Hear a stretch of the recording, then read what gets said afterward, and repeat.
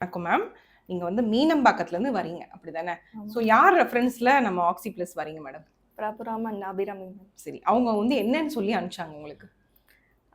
நிறைய ட்ரீட்மெண்ட்ஸ் எடுத்தோம். ம். இந்த நெக் பெயின்காக தான் ஃபர்ஸ்ட் நாங்க டாக்டர் சொன்னதே. சிபிய பார்க்க ஆமா. வந்தீங்க. ஆமா. சார பார்க்க தான் அவங்க ஃபர்ஸ்ட் ரெஃபர் பண்ணாங்க. ஆமாண்டா. நீங்க நிறைய ட்ரை பண்ணிட்டீங்க, எலும்பு தேய்மானம்லாம் இருக்கு அப்படின்லாம் சொன்னாங்க. சரிம்மா. நீங்க இங்க போய் பாருங்க. ஜஸ்ட் அவங்க சொன்ன வார்த்தை, நீங்க இங்க போய் பாருங்க, உங்களுக்கே டிஃபரன்ஸ் தெரியும். அதுதான் சொன்னாங்க. சரி, ஒரு ஹோப்னால தான் நாங்க சரி ஓகே நம்ம ட்ரை பண்ணலாம் அப்படின்னு சொல்லி வந்தோம். Very good. ஆனா நல்ல பெட்டர் ரிசல்ட்ஸ் வந்துச்சு. நெக் பெயின் பொறுத்தவரையும் 100% சரியாயிடுச்சுன்னு எழுதியிருக்கேன். ஆமா. Very good. ஸோ இதுக்கு முன்னாடி நான் ஒரு சின்ன இன்ட்ரோ அபவுட் பிரபுராம் சாரையும் அவங்க டாக்டர் பேர் டாக்டர் அபிராமியை பற்றி நான் சொல்லணும் மக்களுக்கு. என்னன்னா அவங்க 2 பேருமே எப்படின்னா ஒரு ஃப்ரெட்டர்னிட்டியில் இருக்காங்க, ஒரு மெடிக்கல் ஃப்ரெட்டர்னிட்டி டாக்டராக இருக்காங்க. இன்னொரு டாக்டர்ஸ்க்கு ரெஃபர் பண்ணுறது ரொம்ப ரேர். ஏன்னா அவங்க வந்து அப்படிலாம் நினைக்க மாட்டாங்க. எனக்கு சரியாயிடுச்சு, நான் சரியானதை 10 மக்களுக்கு சொல்கிறேன், அவங்க சரியாகணும்னு நினைக்கிற ஒரு குரூப் ஆஃப் பீப்புளில் அவங்களும் ஒன்று. ஸோ இந்த வீடியோ இஸ் டெடிகேட்டட் டு அவங்க 2 பேத்துக்கும் தான். அவங்கள நீங்கள் கண்மூடித்தனமாக நம்பினதுனால தான் நீங்கள் இங்கே வந்திருக்கீங்க. ப்ளஸ் சந்தியாவோட அம்மாவும் கூட, மேடம் கூட. ஸோ நீங்கள் வந்து இங்கே வந்தது வந்து ஆக்ஸி ப்ளஸ் சூஸ் பண்ணது ரைட்டான டெசிஷன் நினைக்கிறீங்களா மேடம்? ரைட்டானு நினைக்கிறீங்க. அப்புறம் நீங்கள் இன்னொரு விஷயம் சொல்ல சொல்லியிருந்தேன், எனக்கு அதுவே எனக்கு ஒரு சந்தோஷமான மொமெண்ட். என்னன்னா, நான் வந்து இதை நீங்கள் உங்கள் சொந்தக்காரவங்களுக்கு உங்கள் சர்க்கிளில் சொல்லி சொன்னேன். அதுக்கு நீங்கள் ஒன்று சொன்னீங்க, ப்ளீஸ் மக்களுக்கு சொல்லிடுங்க. ப்ளீஸ் மேம், பேசலாம், நீங்கள் பேசலாம். பேசுவோம். என்ன தோணுதோ பேசுங்க மேம், என்ன தோணுதோ நீங்கள் பேசலாம். ஸோ நீங்கள் ஆக்ஸி ப்ளஸ் நிறைய பேருக்கு ரெஃபர் பண்ணுவீங்களா?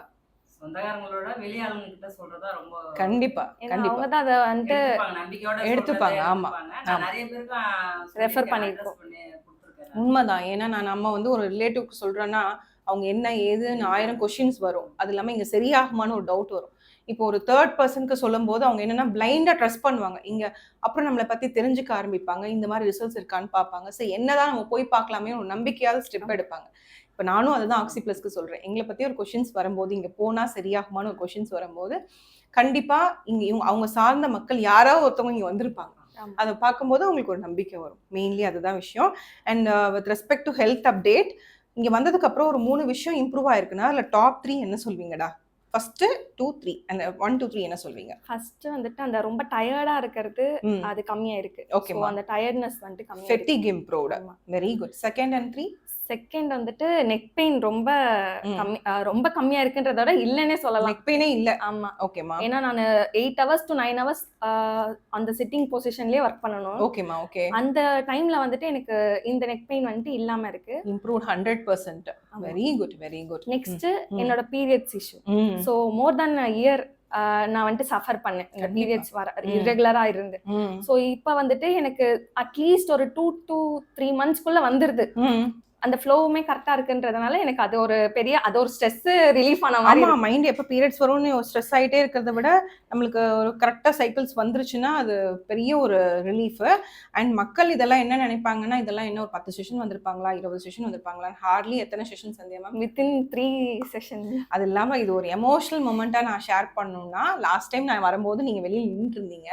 என்னை பாட்டு மேம் எனக்கு சைக்கிள்ஸ் நார்மல் ஆயிடுச்சுன்னு நீங்கள் எனக்கு எவ்வளோ சந்தோஷமா இருந்துச்சுன்னா, 1 வருஷமாக வராமல் இருந்த பீரியட்ஸ் வந்துருச்சுன்னா அது எவ்வளோ ஒரு எமோஷனலி ஒரு இதாக ஃபீல் பண்ணுவீங்க. அண்ட் மோரோவர் வந்து நிறைய பேர்த்துக்கு வந்து இது ஒரு கேள்வி இருக்கும், நிறைய நாள் வரணுமா, தங்கி எடுக்கணுமா? நான் என்ன சொன்னேன், டாக்டர் சிபியை பார்க்க வரும்போது இங்கே செஷன்ஸ் கம்மி பண்ணேன். ஏன்னா நீங்கள் மீனம்பாக்கத்துலேருந்து வரீங்க, அப்போ எவ்வளோ ட்ரஸ்ட் இருந்தால் வருவீங்க.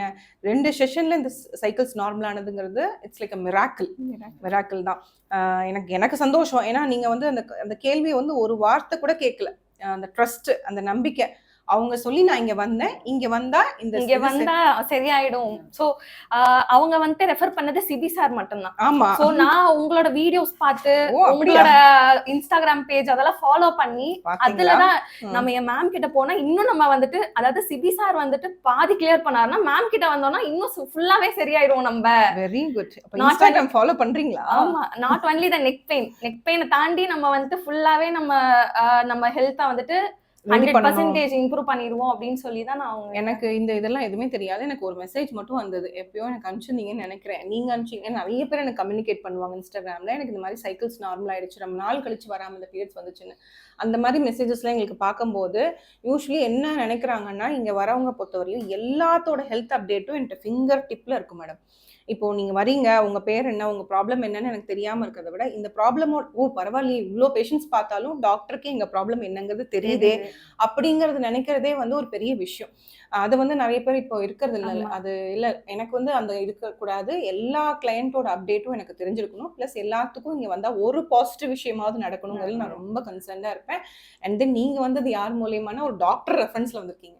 ஸோ அப்போ எவ்வளோ ஒரு நம்பிக்கை நான் கொடுக்கணுங்கிறதுல ரொம்ப ட்ரஸ்டபுளாக இருந்தேன்.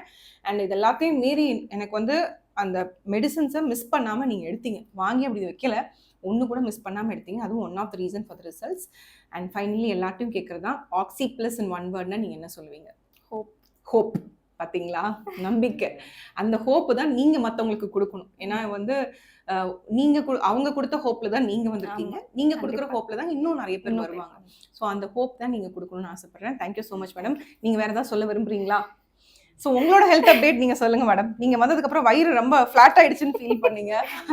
ஸோ அதுதான் ரொம்ப முக்கியமான விஷயம். ஏன்னா நம்ம ஜென்ரலி வந்து அந்த காலத்துலாம் சித்தர்கள் சொல்கிறதெல்லாம் வயிறு சுத்தமாக இருந்தால் எந்த நோயும் வராதுன்னு சொல்லுவாங்க. அது நம்ம சுத்தப்படுத்திட்டாலே எல்லா ப்ராப்ளமும் சார்ட் அவுட் ஆகிடும்.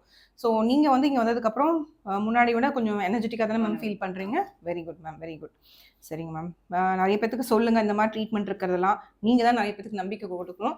நான் ஃபைனலி இந்த again I'm thanking to doctor Abirami doctor and Prabhuram sir for giving hope and trust to this family. அவங்க கொடுத்த நம்பிக்கையில் தான் நீங்கள் வந்திருக்கீங்க. நீங்கள் கொடுக்க போகிற நம்பிக்கையில் தான் இன்னும் நிறைய பேர் வராங்க. தேங்க்யூ.